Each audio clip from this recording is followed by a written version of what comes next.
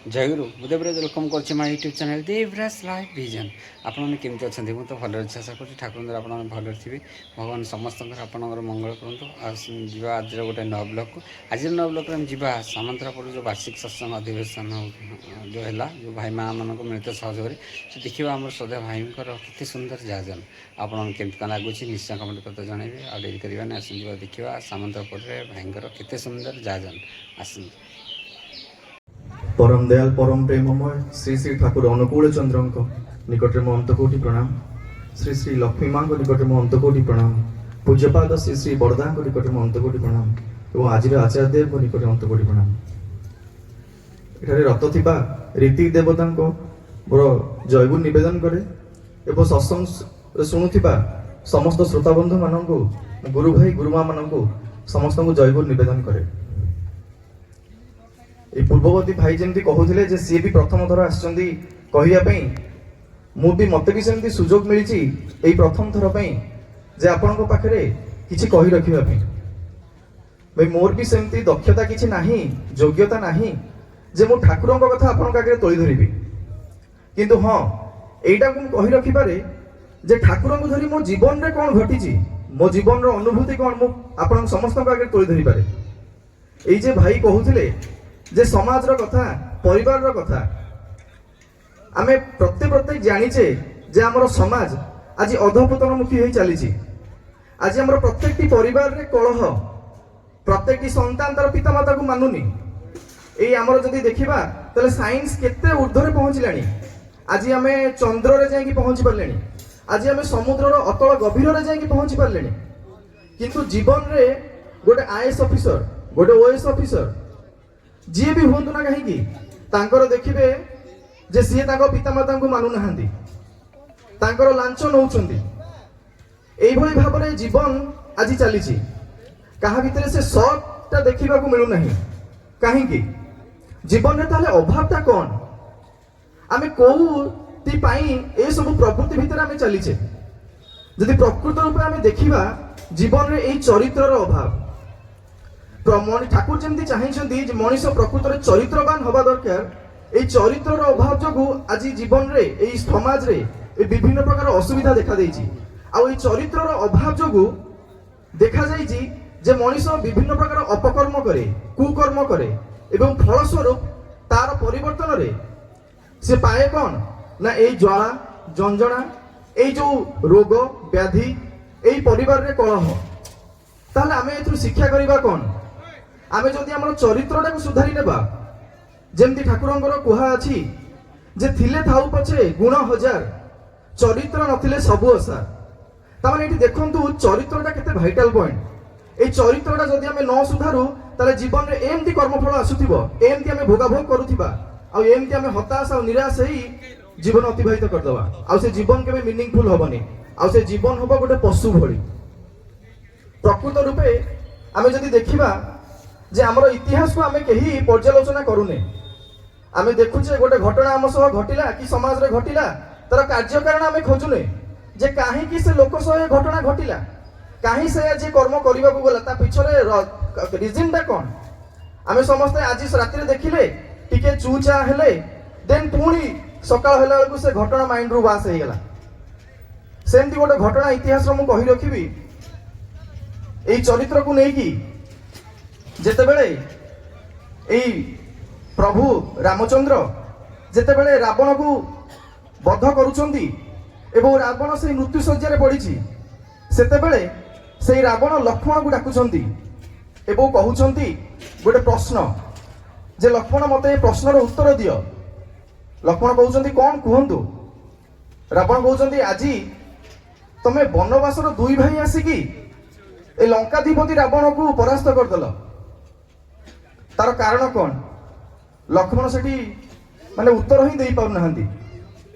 पुनर्बार आहुरी hints देकी कहउछंती Ravan जे मु मोर स्वर्णर लंका एई लंकार राजा मु लंकाधिपति रावण मो पाखरे धनर अभाव नाही वर्ण होउची मोर ब्राह्मण विप्र तमे होउछ क्षत्रिय मु तमठु वर्ण रे मध्य श्रेष्ठ ज्ञान रे भी श्रेष्ठ मु वेद पढ़ी वेद पुराण मु मुखस्थ मु तुम ज्ञान रे श्रेष्ठ भक्ति मु प्रभु शिव को उपासना करे, शंकर को उपासना करे, तांको मध्य मु पूज्य, सी माने मो पूजार संतुष्ट होइछन्ति, मु मध्य श्रेष्ठ भक्त। आज मु तम ठारू ज्ञान रे उच्च, वर्ण रे उच्च, सेई भक्ति रे उच्च, ताहले धन रे मध्य उच्च, ताहले कोन मो पाखरे अभाव रहिला? आ काहे कि तमे माने आसी मो होम ग्राउंड रे माने मो लंका रे आसी मोते बद्ध करके गल। सेठी लखड़ निरुत्साह है कि साइलेंट होउछन्ति एवं पचाउछन्ति जे मु जाने ना, आपण ही कहंतु। सेठी लंकाधिपति रावण कहउछन्ति जे मो पाखरे शक्ति स्त्री थाई, ए शक्ति स्त्री जे मंदोदरी को कथा कहउछन्ति, जहा आमे सुनु ए विवाह बेले जो मंत्र पढ़ा हुए, जथा रावण से मंदोदरी, मंदोदरी होउछन्ति शक्ति स्त्री, शक्ति नारी जने। सेई कथा रावण कहउछन्ति जे मो पाखरे शक्ति स्त्री आ नारी थाई कि मध्य मु पर स्त्री ऊपर नजर पकेली। आ जोथि पई आज तम पाखरे किछि न थाई मध्य तमे वनवास रे आसीछ, ना तम पाखरे धन अछि, ना तम पाखरे बल अछि, ना तम पाखरे सैन्य अछि, किंतु तम बानर सेना को धरिक आज मते हरई मो देश रे मते हरई की गल। ता माने देखंतु आज्ञा, एठी एक घटनाटा कहिबार माने होछि एया जे आमे आज हमर चरित्रटा को आमे संभाळी पारने। जेतेबेले एई कथा पढिछि ठाकुर को पाखरे, ठाकुर जेतेबेले सत्संगर प्लावन आरंभ करछन्ति, ठाकुर को पचरा हे जे ठाकुर जे प्रभु रामचंद्र आसीथिले, जे सीए तो आसिकी रावण को बद्ध कले, प्रभु श्रीकृष्ण आसीथिले, सीए आसिकी कंस को बद्ध करथिले, ताले आपनकर आगमन उद्देश्य कौन? ठाकुर सेठी कहउछन्ति जे मु ए विनाश पई आसिनी, मु आसी विनाश पई। आ सेटा कोन ना, ए चरित्र, ए चरित्र को केमती गढ़ी तोलिबा। आमे समस्त जानिछे जे हमर नीतिदिन रो कर्म भितरे आमे ठाकुरन को कथाटे को केते मानिकी चलुचे। जीवन रे ए चरित्रटा को सजाड़िबा को हेले ठाकुरंकर कुहा आमे समस्त जानिछे, किंतु मानुचे बा केते टिके। ठाकुर सेते पई ए चरित्र रो विन्यास पई बा चरित्र को सुसंगठित करिवा पई ठाकुर प्रचलन करिले नाम। आ से नाम रो मध्य देई कि ठाकुर ए नामटा केमती जीवित रखिबे समस्त भितरे इष्टभूति प्रचलन करिले, एवं से इष्टभूतिटा समस्त केमती प्रतिदिन समस्त करंतु। तापरे ठाकुर कहले कोन ना, एई जे इष्टभूति प्रचलन को धर रखिया पई ठाकुर आरंभ कले सत्संग आंदोलन। सेते पूर्ववर्ती भाई जहा कहउथिले जे एई जो ठाकुरंकर सद्गुरुंकर शरणापन्न हुओ, सत्नाम मनन कर, सत्संग आश्रय ग्रहण कर, मु निश्चय करी कहूछि तुमर आ तुम उन्नयन को भाबिया को हेबो नाही। तो एई जे प्रकृत रे कोन ठाकुरंकर नाम नेले, प्रकृत रे कोन ठाकुरंकर सत्संग आसिले, एई इष्टभूति टिको कले परिवर्तन हुए चरित्रर। आज्ञा हाँ, मो जीवन रे मध्य अनेक अनुभूति रही एई चरित्र परिवर्तन को लेकिन, कारण निजे को जानी पारे जे मु केते खराब थिली आ केते भलो होईची, जदियो सेटा लोक समाज रे संपूर्ण रूपे व्यक्त करा जाई कहि पारे ना। किंतु एई जे चरित्र परिवर्तन हुए सेटा किंतु 100% आज्ञा मु छाती रे हाथ देई कहिबी, जेहेतु मो ठाकुर को धरी परम दयाल परम प्रेम श्री श्री ठाकुर अनुकूल जो मो जीवन में केते परिवर्तन आनिचंती, सेटा जदि हुए तो कुहे मु आज ये सत्संगटा सरी जीव। आज्ञा भाई जेमती कहउथिले मुदी हजिया को नै कि मोर आज्ञा माने असंख्य रहिछि। मु आज्ञा बाय प्रोफेशन मु एडवोकेट। जेतेबेले एई पुराना कोर्ट थिला समस्त जानिथिबे, सेठी लिमिटेड क्रिमिनल्स आसुथिले, बस लिमिटेड केसेस थिला। आमे भाबिलु जेतेबेले बड़ कोर्ट होबो, नुवा बिल्डिंग तयारी होबो, सेतेबेले हुए तो लोक टिके कमी जिबा, मु टिके वर्कलोड भी कम रहिबो। किंतु आज्ञा विश्वास भी करिबेनी, जेमती से बिल्डिंग जेडा बड़ होला आज्ञा केसेस भी सेमती बढ़ी चलीछि। से फैमिली कोर्ट केसेस हो, से क्रिमिनल माने क्राइम्स मानन को नै कि हो, क्रिमिनल मानन को नै कि हो, क्राइम्स आहुरी बढ़ी चलछि। तारे एठी ठीक समिति जेते दुकान जेते खोले चलछि मेडिकल, सेते पेशेंट मध्ये बढ़ी चलछन्ती। ताले एठी आमो भितरे एई जो इष्टभूति करिले प्रकृत कोन ए सब रक्षा पाई हुए। जेमति ठाकुर कहले जे जेते भी दुरावस्था भितरे था, जेते भी रोग, जेते भी व्याधि, जेते भी ज्वाला जंत्रणा मध्ये था मध्य, किंतु भाई जेमति कहउथिले टिके अंतर रे मते स्थान देई देख, मु तोर सब पाप ताप धोई देबी। एई घटना को नेई गोटे भाईकर मु कथा कहि रखिबी, जे होचंती ऋतिक दा संपत साहा। से जेतेबेले एमती जाइचंती गोटे सत्संग रे जाजन करिवा पई, एवं सेठी से कहउचंती तांकु परवर्ती सत्संग सरला पर परवर्ती अवस्था रे प्रश्न आसीची ଯେ ସବୁ ଅବତାରୀ ପୁରୁଷ ତ ଆସିଛନ୍ତି, ସମସ୍ତଙ୍କର କିଛି ନା କିଛି ମିରାକିଲ ରହିଛି। ତୁମ ଠାକୁରଙ୍କର ମିରାକିଲ କ'ଣ? ତୁମ ଠାକୁର କ'ଣ ମିରାକିଲ କରନ୍ତି? ଇଏ ସେଇଠି ମାନେ ଅବାକ ହେଇଗଲେ। ଉତ୍ତର କ'ଣ ଦେବେ? ଯେ ପ୍ରକୃତ ରୂପେ ମୋ ଠାକୁରଙ୍କର ମିରାକିଲ କ'ଣ? ମୋ ଠାକୁର ତ ସେମିତି କିଛି ଯାଦୁଟଣା ଜାଣିନାହାନ୍ତି ଯେ କିଛି ଗୋଟେ କହିଦେବେ କି ଗୋଟେ ମନ୍ତ୍ର ଫୁଙ୍କିଦେଲେ ଗୋଟେ ମିରାକିଲ ହେଇଗଲା। ତାହେଲେ ସେ ମିରାକିଲଟା କ'ଣ? ସେ ଯେତେବେଳେ ନିରୁତ୍ତର ହଉଛନ୍ତି, ଯାଇକି ଠାକୁରଙ୍କୁ ପର ମୁହୂର୍ତ୍ତରେ ପଚାରୁଛନ୍ତି, ଠାକୁର ମୁଁ ଯେ ଯାଇଥିଲି ଆପଣଙ୍କ କର୍ମରେ, ମତେ ଜଣେ ପଚାରିଲେ ଯେ ତମ ଠାକୁରଙ୍କର ମିରାକିଲ କ'ଣ, ତମ ଠାକୁର କ'ଣ ମିରାକିଲ କରିକି କରିପାରନ୍ତି? ସେଠି ଠାକୁର କହିଲେ, ଆରେ ତୁଇଟା ଯେ ମୋର ମିରାକିଲ। ସେଇ ସମ୍ପଦ ସାହା ନିଜେ ହଉଛନ୍ତି ଠାକୁରଙ୍କର ମିରାକିଲ। କିନ୍ତୁ ପ୍ରତ୍ୟେକ ମଣିଷ ହଉଛନ୍ତି ଠାକୁରଙ୍କର ମିରାକିଲ। ତାହେଲେ ସମ୍ପଦ ସାହା ଏମିତି କ'ଣ ଯେ ଠାକୁର ତାଙ୍କୁ ହିଁ କେବଳ ମିରାକିଲ କହିଲେ, ସମସ୍ତ ମଣିଷକୁ କାହିଁ କହିଲେନି?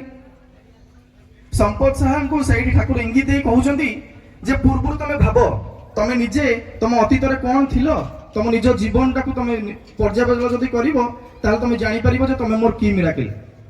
ସେ ନିଜେ ତାଙ୍କ ନିଜ ଘଟଣାଟା କହୁଛନ୍ତି ଏଇ ରକମର ଯେ ସେଇ ସମ୍ପଦ ସାହା ସେ ଜଣେ ମଦୁଆ ଥିଲେ, ମଦ୍ୟପ ଥିଲେ। ସେ ମଦ ପିଇ, ବିଶ୍ୱାସ କରିବେନି ଆଜ୍ଞା, ଟ୍ରକ୍ ଚଲାନ୍ତି, ତାଙ୍କ ମାଲିକ ତାକୁ ମନା କରେ, କିନ୍ତୁ ତା ସତ୍ତ୍ୱେ ମଧ୍ୟ ସେ ଟ୍ରକ୍ ଚଲେଇକି ଗୋଟେ ଲୋକର ହତ୍ୟା କରିଦେଲେ, ଗୋଟେ ଲୋକକୁ ମର୍ଡର କରିଦେଲେ। ଦେନ୍ ପୋଲିସ କ'ଣ କଲା ନା ତାଙ୍କୁ ଆରେଷ୍ଟ କରିକି ଯେତେବେଳେ ନେବା ପାଇଁ ଆସିଲା, ସେ ମାଲିକ ବହୁତ ଟଙ୍କା ଖର୍ଚ୍ଚ କରି ବହୁତ କଳେ ବଳେ କୌଶଳେ ସେ ସମ୍ପଦ ସାହାଙ୍କୁ ବଞ୍ଚେଇଥିଲା, ସେ ଭାଇ ଜଣଙ୍କୁ। এই ବଞ୍ଚେଇଲା ଭିତର ପରେ ସେଇ ମାଲିକ ତାକୁ କହିଲା ଯେ ଦେଖ, ତତେ ମୁଁ ବାରମ୍ବାର ମନା କରିବା ପରେ ମଧ୍ୟ ତୁ ସେଇ ଗାଡ଼ି ଚଲେଇଲୁ ମଦ ପିଇକି, ଏବଂ ଗୋଟେ ଲୋକ ମରିଗଲା, ମୁଁ ତତେ ବହୁତ କଷ୍ଟ ତତେ ବଞ୍ଚେଇକି ନେଇ ଆସିଲି, ମୁଁ ତତେ ଆଉ ମାନେ ରଖିପାରିବିନି କାମରେ, ତତେ ମୁଁ କାମରୁ ବହିଷ୍କୃତ କଲି। এই କଥା ଯେତେବେଳେ ହେଲା ଏବଂ କିଛି ଟଙ୍କା ଦଉଛନ୍ତି ତାର ରକ୍ଷଣାବେକ୍ଷଣ ପାଇଁ, ତା ପରିବାର ଚଳନ ପାଇଁ, ସେ ସେତେବେଳେ ଘରକୁ ରିଟର୍ନ କରୁଛନ୍ତି। এই ରିଟର୍ନ କରିବା ଭିତରେ ଦେଇକି ମନରେ ବହୁତ ଅକ୍ରୋଶ, ବହୁତ କ୍ରୋଧ ଯେ ଆଉ ତାଙ୍କର ଜୀବିକା ରହିଲାନି, ହରାଇ ଦେଲେ। ସେ ଆସିକି ଘରେ ତାଙ୍କ ସ୍ତ୍ରୀଙ୍କୁ ବହୁତ ମାରପିଟ କରନ୍ତି ଏବଂ এইটা এই রকমର ଚାଲିଲା ଯେପର୍ଯ୍ୟନ୍ତ ତାଙ୍କର ପଇସା ଯୋଉ ଦେଇଥିଲେ ସେ ପଇସା ଯେପର୍ଯ୍ୟନ୍ତ ଖର୍ଚ୍ଚ ନ ହୋଇଛି ସେ ପର୍ଯ୍ୟନ୍ତ ତାଙ୍କ ପ୍ରତିଦିନ ମଦ ପିଇକି ଆସି ତାଙ୍କ ସ୍ତ୍ରୀଙ୍କୁ ବାଡ଼େଇବେ, ପିଲା ଛୁଆକୁ ବାଡ଼େଇବେ।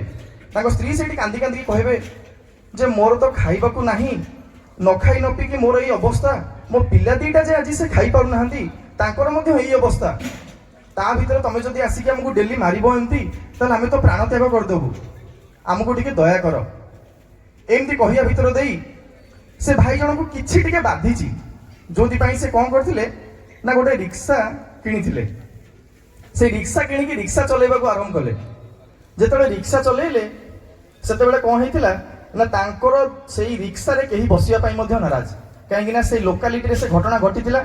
ଯେହେତୁ ସମସ୍ତେ ଯେତେବେଳେ ଆମେ ଜାଣିଛେ ଯେ ଗୋଟେ ମଦୁଆ ଯେତେବେଳେ ମଦ ପିଇକି ଗୋଟେ ଗାଡ଼ି ବାଡ଼େଇକି ଜଣକୁ ମାରି ଦେଇଛି, ତାହେଲେ ତା ରିକ୍ସାରେ ଆମେ ବସିକି କେମିତି ଆଗକୁ ଯିବା?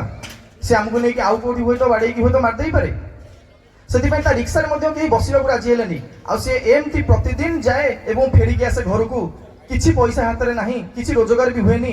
ଆଉ ସେଇ ରାଗ ନେଇକି ପୁଣି ତା ସ୍ତ୍ରୀକୁ ପିଲା ଛୁଆଙ୍କୁ ବାଡ଼ାଏ, ଆଉ ଖାଇବାକୁ ମଧ୍ୟ ଦିଏନି, କାରଣ ପଇସା ତ ପାଖରେ ନାହିଁ, ଖାଇବ କ'ଣ? ଯାହା ପାଖରେ ପଇସା ସବୁ ମଦରେ ଉଡୁଛି।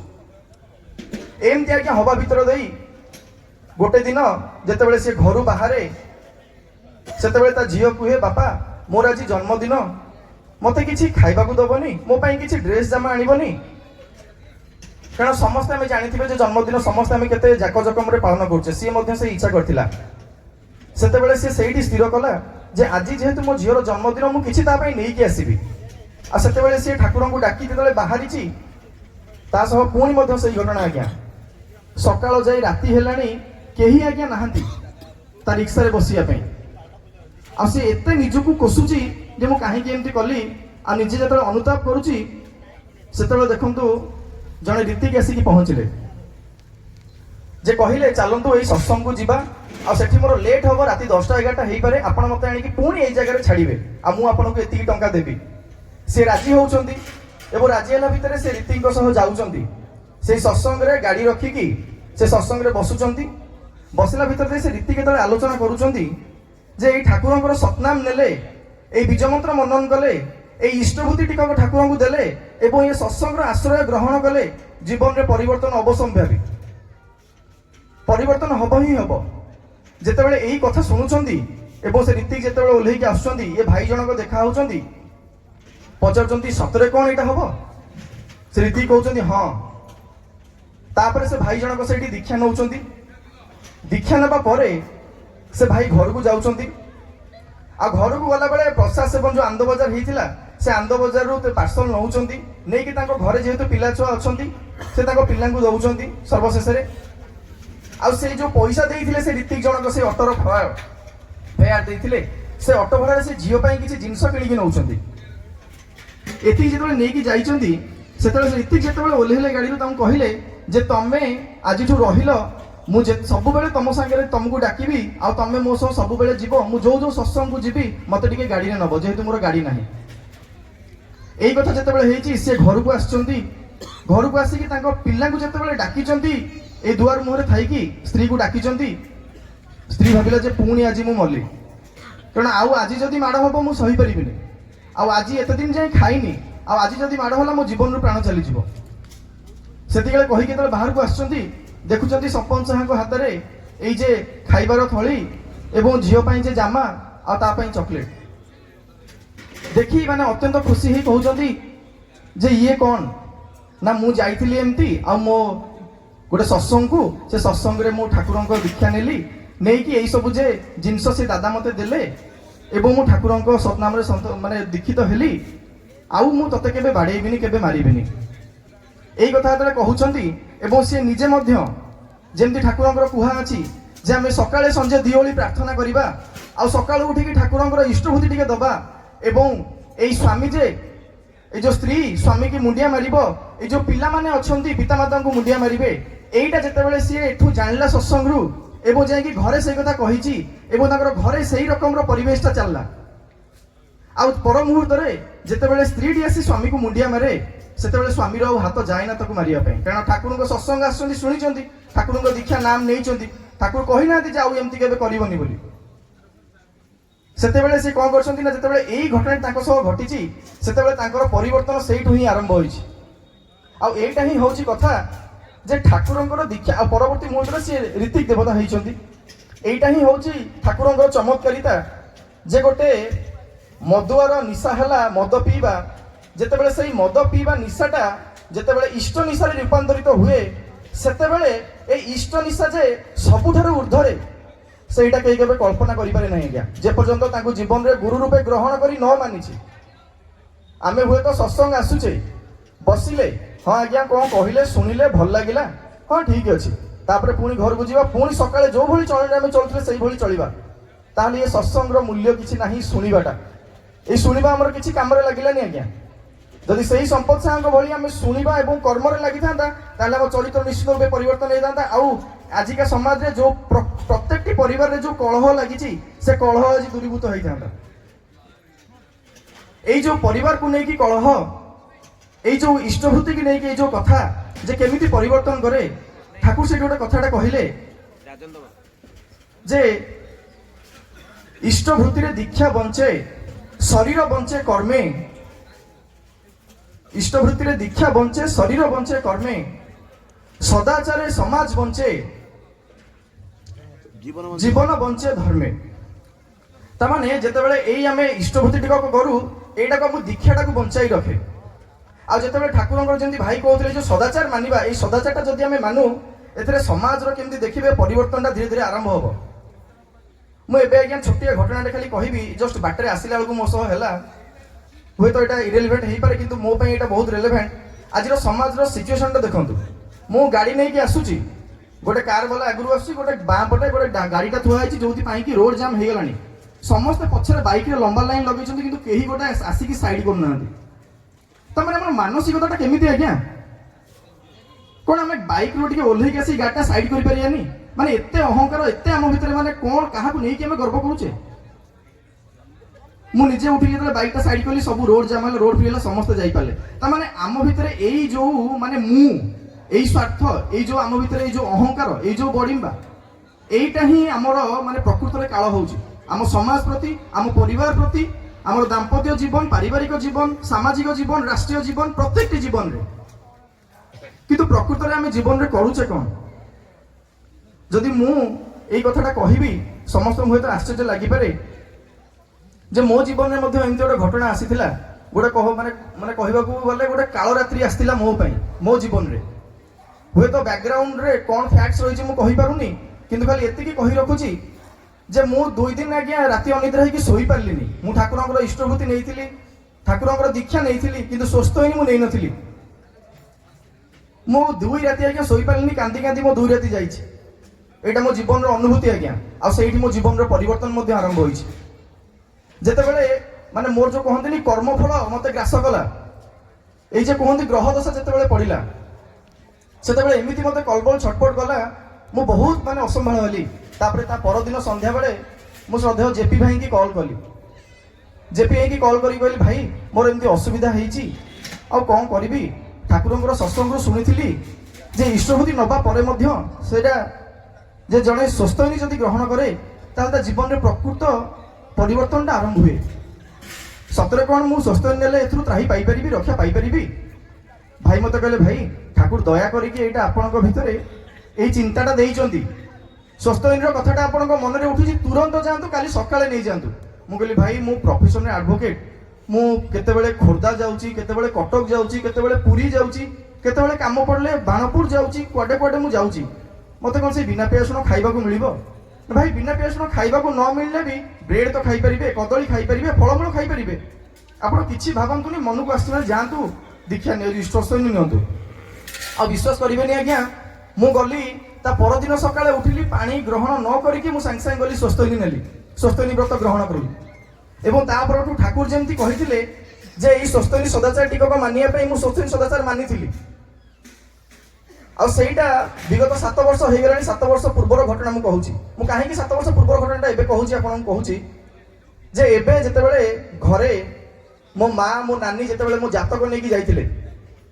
देखिया पे जे जातक देखंती जेते बेले जातक देखिया को जाइथिले से जातक देखिला बेले से कहिले जे तमरो एई सब असुविधा रही से असुविधा कोन ना तमरो फाइनेंशियली असुविधा रहिबो तमरो जीवन रे तमे जोठी एबे जॉब करछो सेठी तडा खाइबो तमे एठी जीवन रे एबे जो तमे अछ सेठु तमे एमिति बहिष्कृत होबो जे खाली अपमान अपवाद पाइबो आ सेही जोगु ही तमे सेठु तोड़ा खाइबो विश्वास भी करिबेनी आज्ञा सेही ऑफिस रे एबे मु चाकरी करूची बा सेही ऑफिस रे मु एपर्यंत भी तिष्ठी के अछि 8 वर्ष होई गला आ से मते कहिले तमे माछ मांस बहुत खाउथिबो तमरो जहां जातक देखौची कारण आमे आज्ञा जेते बेले जीवन रे असुविधा पड़े आमे जाई कि जातक देखाउची हमरो कोन ग्रह दशा रहिची बा कोन किछि असुविधा रहिची जोटा कि आमे निराकरण करि पारू किंतु मो जातक रे से देखि कहले त माछ मांस बहुत खाउथिबो मु कहले नाही आज्ञा मु तो पियाज रसुन खाउनी माछ मांस दूर रो कथा ना तम जातक ही से देखौची ताहले तमे जीवन रे कहा को मते धरिचो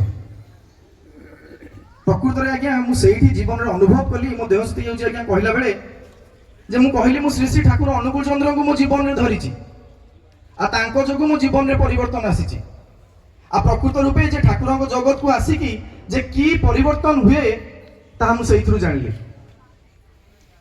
एई जे ठाकुर जीवन रे एई जे इष्टभूति टिकक कले मनुष्य केमती अकाले महाभितरु केमती रक्षा पाए सेरा ठाकुर बते देई गले गोटे छोट घटनाटी कहि रखिबा कि ठाकुर को जगत रो एमती सत्संग चली थाए एई सत्संग चलिया भीतर देई जड़े रीति केमती आलोचना करथांती जे ठाकुर को जे जीवन रे ग्रहण करे ता जीवन रे असुविधा किछि रुहेनी आ ता दारिद्रता दूर होई जाय विश्वास करिबेनी सेठी दि जण भिखारी जाउथिले स्वामी स्त्री से आसीले पर पचारिले जे सतरे कोन एमती हुए से कहले हां आज्ञा आपन थरे नेई कि तो देखंतु आ विश्वास भी करिबेनी से दीक्षा नेई चंदी आ तांको कुहा हेइची जे ये होचंदी फोटो देखै कि जे ये होचन तमरो गुरु आज तुम आंकर दीक्षा ग्रहण कल एवं सबुदिन सकाल उठिकी आंको ही इष्टवृत्ति दब आ 30 दिन पूरीला परे से इष्टवृत्ति आनिकी एडी डिपोजिट करिवो से परमुहूर्त सी इष्टवृत्ति करिसंती आ परीक्षा मूलक भाव 6 मास मध्य करिसंती ए इष्टवृत्ति कला परे से स्वामी स्त्री कथा होचंती से स्त्री जनक कहउचंती स्वामी की जे काई हमर तो किछि परिवर्तन हेलानी ए जे दारिद्रता दूर होबो आमे तो काई धनी हेइ नै ए जे हमर जो असुविधा दूर हो तो असुविधा किसी दूर होइनी ताले आमे इष्टभूति तांको एते पैसा देले एते टंका सी हमरो नै गले आमे केते कष्ट रे भिख मागी कोठु कोन करिकि आनुचे आमे निज जीवन पेट पाटना पे सी हमरो एते टंका नै गले चलो नै आसीबा एया जेते राति रे कथा है कि सकाळे जाइचंदी ठाकुर पाखकु ठाकुर तो आज्ञा अंतर्जामी सब जानि पारंती ठाकुर कोन कले ना एई कथा आगुरु जानि ଠାକୁର କଣ କଲେ ନା ସେତିକି ପଇସା ଯେତିକି ତାଙ୍କ ଡିପୋଜିଟ୍ କରିଥିଲେ ଗୋଟେ ମୁଣାରେ ବାନ୍ଧିକି ରଖିଛନ୍ତି। ଯେତେବେଳେ ସିଏ ଆସିଲେ ଠାକୁରଙ୍କ ପାଖକୁ ସେ ଇଷ୍ଟଭୂତିର ପଇସା ମାଗିବା ପାଇଁ, ଠାକୁର କଣ କଲେ ନା ସିଏ କିଛି କହିବା ପୂର୍ବରୁ ଠାକୁର ତାକୁ ଡାକିକି ଦେଇ ଦଉଛନ୍ତି ସେ ଇଷ୍ଟଭୂତିର ମୁଣାଟା ଯେତିକି ସେ ଡିପୋଜିଟ୍ କରିଥିଲେ। ତାପରେ ତାଙ୍କ ସ୍ତ୍ରୀ କହୁଛନ୍ତି ଯାହା ହଉ ଠାକୁର ଯାହା କହୁଛନ୍ତି ନା କୁହନ୍ତୁ ନା କାହିଁକି, ଠାକୁର ଅନ୍ତର୍ଯ୍ୟାମୀ, ଆମେ ଜାଣିଥିଲେ ଆସୁଛନ୍ତି ବୋଲି ଆମର ପଇସା ପୁରା ହିସାବ କରି ରଖିଛନ୍ତି ଦେଇଦେଲେ, ତାହେଲେ ଠିକ ଅଛି, ବହୁତ ଖୁସିର କଥା। ସେଠୁ ପଇସା ନେଇକି ଯେତେବେଳେ ଫେରିବାକୁ ବାହାରିଲେ ଠାକୁର ତାକୁ ଡାକିକି କହିଲେ ଆରେ ଶୁଣ, ଏଇ ଯୋଉ ପଇସା ନେଇକି ଯାଉଛୁ ସେ ପଇସାରେ ବିସ୍କେଟ୍ କିଣିକି ତିନିଟା କୁକୁରଙ୍କୁ ଟିକେ ଦେଇ ଦେଇକି ଯିବୁ। ସେ କହିଲା ଏତେ ପଇସା ମୁଁ ଡିପୋଜିଟ୍ କରିଥିଲି, ପାଇଲି ପଇସା ରିଟର୍ନ, ଆଉ ଦବାରେ କଣ ଅଛି, ଦେଇ ଦେଇକି ଯିବି। ଯେତେବେଳେ ଏଇ ପଇସାରେ ସେ ବିସ୍କେଟ୍ କିଣିକି ସେ କୁକୁରକୁ ଖାଇବାକୁ ଦଉଛି, ସେ କିଛି ସମୟ ପରେ ସେ କୁକୁର ଖାଇଲା ପରେ ସେ ମରିଯାଉଛନ୍ତି। ଇଏ ଦେଖିକି ଆଶ୍ଚର୍ଯ୍ୟ, କଣ ଆମେ ଏଇ ପଇସା ନେଇକି କୁକୁରକୁ ଦେଲାରୁ କୁକୁର ମରିଯାଉଛି, କଣ ତାହେଲେ ଆର ଗୁଡ଼ ରହସ୍ୟ କଣ, ମାନେ ତାଙ୍କ ପଛରେ କଣ କାଳ ଅଛି ନା କଣ, ସେ ଯାହାକୁ ଏମିତି ଦଉଛନ୍ତି କଣ ମରିଯାଉଛନ୍ତି, ସେ ଜୀବନରେ କାହାକୁ କେବେ ଦେଇନାହାନ୍ତି, କେବଳ ଠାକୁରଙ୍କୁ ଯାହା ଦେଇଛନ୍ତି, ନହେଲେ ସବୁବେଳେ ହାତ ପତେଇ ଭିକ ମାଗନ୍ତି। ପୁଣି ଦୌଡ଼ି ଯାଇଛନ୍ତି ଠାକୁରଙ୍କ ପାଖକୁ ଯେ ଠାକୁର ଆଉ ଆପଣ ଯେ କହିଲେ ବିସ୍କେଟ୍ କିଣିକି ଦବାକୁ ଆମେ ଦେଲୁ, ସେ କୁକୁର ତିନିଟା ମରିଗଲେ ଆଜ୍ଞା। ନା ରେ ଏଇ ଯେ ଇଷ୍ଟଭୂତି ତୁ ନେଇକି ଗଲୁ ଏଇଟା ହଉଛି ତ ଜନ୍ମ ଜନ୍ମାନ୍ତରର କର୍ମର ଫଳ, ଆଉ ସେ କର୍ମଫଳ ହରଣ କରିବାର କାପାସିଟି ବା ଯୋଗ୍ୟତା ଏ ଧରା ପୃଷ୍ଠରେ କାହାର ନାହିଁ, କେବଳ ପୁରୁଷୋତ୍ତମ এই ধরাপৃষ্ঠে জন্মগ্রহণ କରିଛନ୍ତି। ନରଦହି ନାରାୟଣୀ, ନାରାୟଣ ହୋଇକି ଜନ୍ମଗ୍ରହଣ କରିଛନ୍ତି এই ସମସ୍ତଙ୍କର এই କର୍ମଫଳ ହରଣ କରିବା ପାଇଁ। ଯିଏ ତାଙ୍କୁ ଯେମିତି ପୂର୍ବବର୍ତ୍ତୀ ଭାଇ କହୁଥିଲେ ଯେ ଯିଏ ତାଙ୍କୁ ଅନ୍ତରରେ ସ୍ଥାନ ଦେଇ ଭଲ ପାଇଲା ସିଏ ହିଁ କେବଳ ପରିବର୍ତ୍ତନଟି ଅନୁଭବ କରିପାରିଲା। ଆଉ ପ୍ରକୃତରେ ସେଇଆ ହିଁ ହେଇଥିଲା ତାଙ୍କ ଜୀବନରେ। ତାଙ୍କୁ ଯେତେବେଳେ ଠାକୁର ପଚାରୁଛନ୍ତି ଯେ ଆରେ ତୁ ଯେ କହିଲୁ ତୋ ଜୀବନରେ ଦାରିଦ୍ରତା ଗଲାନି, ତୋର ଖାଇବାର କିଛି ଅଭାବ ଅଛି ନା ନାଇଁ ଠାକୁର, ଆଉ ଘରେ ଆମର ସବୁ ଠିକଠାକ ଅଛି, ମାନେ ଖାଇବା ଜିନିଷ ଥୁଆ ହେଇଛି। ତାପରେ ପୁଣି ଠାକୁର ପ୍ରଶ୍ନ କରୁଛନ୍ତି ଯେ ତମ ସ୍ୱାମୀ ସ୍ତ୍ରୀ ଭିତରେ ମାଡ଼ଗୋଳ ହଉଥିଲ, ଆଉ ସେ ମାଡ଼ଗୋଳ ତମର ଅଛି? ସେ କହୁଛନ୍ତି ନାଇଁ ଠାକୁର ଆଉ ମାଡ଼ଗୋଳ ନାହିଁ। ଠାକୁର କହୁଛନ୍ତି କାହିଁକି ନା ଆପଣ ଯେ କହିଥିଲେ ଏଇ ଯୋଉ ସତ୍ସଙ୍ଗ ପରେ ସ୍ତ୍ରୀଟି ସ୍ୱାମୀକି ମୁଣ୍ଡିଆ ମାରିବ, ଆଉ ସେ ଯେତେବେଳେ ମୁଣ୍ଡିଆ ମାରୁଛି ଆଉ ମୋର ହାତ ଉଠେଇବାକୁ ଯାଉନି ଆଜ୍ଞା। ତାପରେ ତାଙ୍କର ସମ୍ପର୍କ ଭଲ ହେଇଯାଇଛି। ଠାକୁର କହୁଛନ୍ତି ଆଉ ତୋର ଯୋଉ ଦେହ ଖରାପ ଥିଲା ସେଇଠି ସେ ଜଣକ କହୁଛନ୍ତି ଯେ ଆପଣ ଯୋଉ କହିଥିଲେ ସଦାଚାର ଜିନିଷଟା ମାନିବାକୁ, ନା କଣ ଆଜ୍ଞା? ଠାକୁର ଯଦି ପଚାରୁଛନ୍ତି କଣ କି ସଦାଚାର ତୁ ମାନିଲୁ, ନା ମୁଁ ଯୋଉ ଆପଣ ଯୋଉ ଭିକ ମାଗିବାକୁ ଯାଉଥିଲି ମୋ ଦେହ ଯୋଉ ଅଳିଆ ଆବର୍ଜନାରେ ପରିପୂର୍ଣ୍ଣ ଥିଲା, ମୁଁ ସେଇ ହିସାବରେ ଯାଇକି ଖାଦ୍ୟ ଖାଉଥିଲି, ଯୋଉଥିପାଇଁ କି ମୋ ଦେହରେ ଏଇ ଜୀବାଣୁ ପ୍ରବେଶ ଯୋଗୁଁ ମୋର ବହୁତ ସ୍ୱାସ୍ଥ୍ୟ ରୋଗ ଦେଖାଦେଉଥିଲା। ଆଉ ଯେତେବେଳେ ଆପଣ କହିଲେ ମୁଁ ଯାଇକି ଯେତେବେଳେ ବି ଖାଦ୍ୟ ଗ୍ରହଣ କରେ ବା ଘରକୁ ପ୍ରବେଶ କରେ ସେତେବେଳେ ମୁଁ ଧୁଆ ଧୋଇ ଭଲକି ହେଇକି ଭିତରକୁ ଯାଏ, ଆମ ଦେହର ସମସ୍ୟା ଭଲ ହେଇଛି। ଠାକୁର ସେଠି କହୁଛନ୍ତି ଦୂର ସାଲା ଆଉ ତୋର କଣ ଘଟିଥାନ୍ତା, ତୁ ଭିକ ମାଗୁଥିଲୁ ଆଜି ଆସିକି ଭଲରେ ରହିଲୁ, ତୋ ସ୍ୱାମୀ ସ୍ତ୍ରୀ ଭିତରେ କଳହ ଲାଗିଥିଲା, ସେ ସ୍ୱାମୀ ସ୍ତ୍ରୀର କଳହ ଆଜି ତୁଟିଲା, ତୁ ଆଜି ଦେହ ଖରାପ ଥିଲା ଅସୁସ୍ଥତା ଅନୁଭବ କରୁଥିଲୁ, ଆଜି ତୁ ସୁସ୍ଥ ହେଇକି ରହିଲୁ, ତୋର ଆଉ ଅଧିକ କଣ ଦରକାର? ତାପରେ ସେ ବୁଝିପାରୁଛି ଯେ ପ୍ରକୃତ ରୂପେ ସେ ଯୋଉ ଦୀକ୍ଷା ନେଇଥିଲା, ସେ ଯୋଉ ଇଷ୍ଟଭୃତି କରୁଥିଲା, ଆଉ ସିଏ ଯୋଉ ଠାକୁରଙ୍କୁ ସେତିକି ନିବେଦନ କରୁଥିଲା, ତା ଭିତରେ ତାର କେତେ କେତେ ଜନ୍ମର କର୍ମଫଳ କଟୁଥିଲା, ଆଉ ସିଏ ପୁନଃ ଭାବରେ କେମିତି ନୂତନ ଜୀବନ ଆରମ୍ଭ କରିଥିଲା ତା ସ୍ୱାମୀ ସ୍ତ୍ରୀ ଭିତରେ। ଆମର ଆଜ୍ଞା ସମାଜରେ ଠିକ ସେଇଭଳି ଆମେ କଥା ହୁଏ ତ ଶୁଣୁଛେ ବହୁତ ଆଜ୍ଞା, ଯୋଉ ଟିଭି ଚ୍ୟାନେଲ ଖୋଲିବେ ସବୁ ଟିଭି ଚ୍ୟାନେଲରେ କେତେ କେତେ ଲୋକଙ୍କର ବା କେତେ କେତେ ଯୋଉ କହନ୍ତି ସନ୍ଥ ମହାପୁରୁଷଙ୍କର ବାଣୀ ଆମେ ଶୁଣିବାକୁ ପାଉଛେ, ଭଲ ଭଲ କଥା। ଆଜି ସନ୍ଧ୍ୟାରେ ଶୁଣିଦେଲେ 6ଟାରୁ ଲଗେଇଦେଲେ ଚ୍ୟାନେଲ, ଅଧଘଣ୍ଟେ ଶୁଣିଦେଲେ 6:30, ଦେନ୍ ପୁଣି ଆମେ ଯୋଉ ଜୀବନରେ ଅତିବାହିତ କରିବା କଥା ସେମିତି ଆମେ ଚଳିଲେ। ସେ ଶୁଣିବାଟା ଆଜ୍ଞା କେତେ ଦୂର କାର୍ଯ୍ୟକାରୀ ହେଲା ଆମ ଜୀବନରେ, ସେ ମାନିବାଟା ବା କେତେ ଦୂର ହେଲା? ସେଇ ମାନିବାଟା ଆମ ଭିତରେ ନାହିଁ ବୋଲି ଆଜି ଆମେ ଜର୍ଜରିତ ହେଇଛେ ଏଇ ଦୁଃଖ ଜଳା ଯନ୍ତ୍ରଣା ଭିତରେ। ସେଥିପାଇଁ ଠାକୁର ଏଇ ଇଷ୍ଟଭୃତି, ଏଇ ସ୍ୱସ୍ତୟିନୀ, ଏଇ ସଦାଚାର, ଏଇ ମାନିବା ଜିନିଷଟା ନେଇ ଆସିଲେ। ଠାକୁର କହିଲେ ଯେ ଯିଏ ଯାହାକୁ ଭଲ ପାଏ ଏବଂ ପ୍ରୀତ୍ୟାର୍ଥରେ ଦିଏ ତା ପାଇଁ ଠାକୁର କୋଉଠି ମାନେ ଅଲରେଡି ମଙ୍ଗଳ ମାନେ ରଖିଛନ୍ତି ତା ଜୀବନରେ କରିବା ପାଇଁ। ଯେମିତି ଠାକୁର କହିଲେ ତୁ ମତେ ନିଜର ମାନେ ହାତ ଦେଇକି ଦେଖ, ମୁଁ ତୋ ପାଇଁ 10 ହାତ ଆଗେଇ ଯିବି। ଆମେ ସେଇ ଗୋଟିଏ ହାତ ତାଙ୍କ ଆଡକୁ ବଢେଇଛେ ତ? ଆମେ ହୁଏତ ଘଟଣା 1000 ଶୁଣୁଛେ କିନ୍ତୁ ସେ ଘଟଣାର ନିର୍ଯାସ ଆମେ କାଢିକି ଆମ ଜୀବନରେ ଲଗଉଛେ ତ? ସେଇ ଜିନିଷ ଯେତେବେଳେ ମଣିଷ ଜୀବନରେ ଘଟେ, ମଣିଷ ଜାଣିବାକୁ ପାଏ ଯେ ପ୍ରକୃତ ରୂପେ ଯେ ଠାକୁର ଆସିଛନ୍ତି। ଆଉ ଏଇଠି କେତେ କତିପୟ ଲୋକ ମଧ୍ୟ ଥିବେ ଯାହାଙ୍କ ମନରେ ପ୍ରଶ୍ନ ଆସୁଥିବ ଯେ ତାହେଲେ ତମେ ଏଇ ଇଷ୍ଟବୃତ୍ତି ଯୋଉ କହୁଛ ଖାଲି ତ ଟଙ୍କାର ବ୍ୟାପାର ଏଠି ତ ଖାଲି ଟଙ୍କା ଦିଆ ହଉଛି, ତାମାନେ କଣ ତମ ଠାକୁର ହଉଛନ୍ତି ଟଙ୍କାର କାଙ୍ଗାଳ?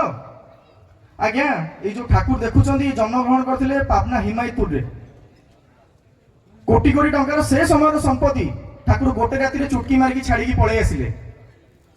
ଠାକୁର ଯେତେବେଳେ ଆସିକି ରହିଛନ୍ତି ଭାରତବର୍ଷରେ, ଠାକୁରଙ୍କ ଅଫର ମଧ୍ୟ ଆସିଥିଲା ଯେ 50 ଏକର ଜମିର, ବହୁତ ପୂର୍ବ ଠାକୁରଙ୍କ ଜୀବନ୍ତ ଅବସ୍ଥାର କଥା କହୁଛି, 50 ଏକର ଜମିର ଅଫର ଆସିଥିଲା, ଠାକୁର ତାକୁ ମଧ୍ୟ ତ୍ୟାଗ କଲେ। ତାହେଲେ ଠାକୁରଙ୍କୁ ଆମେ କହିବା ଟଙ୍କାର କାଙ୍ଗାଳ? ଠାକୁରଙ୍କୁ ଆମେ ଟଙ୍କା ଦଉଛେ? ଆଜ୍ଞା, ଯେମିତି ଭାଇ କହୁଥିଲେ ଗୋଟେ ଦହିବରା ପ୍ଲେଟ ଗୋଟେ ଦିନରେ ଖାଇଦେଲେ ଆମେ ଆଜ୍ଞା 50-100 ପଳଉଛି। ଏ ଠାକୁରଙ୍କୁ ଯଦି ଦିନେ ଟଙ୍କାଟେ ଇଷ୍ଟବୃତ୍ତି ଦଉଛେ, ମାସକୁ ହଉଛି 30-40 ଟଙ୍କା, ତା ପାଇଁ ଆମେ କୁଣ୍ଠାବୋଧ କରୁଛେ। ଆଉ ସେଇ 30-40 ଟଙ୍କାରେ ଯେ ଠାକୁର ଆମର କି କର୍ମଫଳ ହରଣ କରୁଛନ୍ତି ତାହା ଆମେ ଅଜ୍ଞାତ ସାର ମାନେ ଆମ ଜ୍ଞାତ ସାରରେ ବି ନାହିଁ। ତ ସେଥିପାଇଁ ଆଶ୍ଚର୍ଯ୍ୟର କଥା ଯେ କେତେ ଜଣଙ୍କ ମନରେ ଏଇଟା ମଧ୍ୟ ପ୍ରଶ୍ନ ଆସେ ଯେ ଆମେ ତ କେତେ ଦେବାଦେବୀ ଦେଖିଛୁ, କେତେ ଗୁରୁଙ୍କୁ ଆମେ ପୂଜା କରୁଛୁ, ପୁଣି ତମ ଠାକୁରଙ୍କୁ ଆମେ କାହିଁ ମାନିବୁ? ଠାକୁରଙ୍କୁ ଗୋଟେ କଥାରେ କହିଲେ ଯେ ପୁରୁଷୋତ୍ତମ ଆସନ୍ତି ଯେବେ, ସବୁ ଗୁରୁଙ୍କର ସାର୍ଥକତା, ତାଙ୍କୁ ଧରିଲେ ହୁଏ ନା କେବେ ଗୁରୁ ତ୍ୟାଗର ଘୃଣ୍ୟ କଥା। ତାମାନେ ଯେତେବେଳେ ପୁରୁଷୋତ୍ତମ ଧରାପୃଷ୍ଠରେ ଅବତରଣ କରନ୍ତି, ସେତେବେଳେ ସେ ସବୁ ଗୁରୁଙ୍କର ସାର୍ଥକତା ବା ସବୁ ପୂର୍ବବର୍ତ୍ତୀ ଗୁରୁଙ୍କର ପରିପୂର୍ଣ୍ଣ ହେଇକି ଜନ୍ମଗ୍ରହଣ କରନ୍ତି। ଏବଂ ତାଙ୍କୁ ଯଦି ଆମେ ଜୀବନରେ ଧରୁ ବା ମାନୁ, ତାହେଲେ କେବେ ହେଲେ ଏଇ ଯୋଉ ପୂର୍ବବର୍ତ୍ତୀ ଗୁରୁଙ୍କୁ ତ୍ୟାଗ କରିବାର କଥା ଉଠେନି ଆଜ୍ଞା।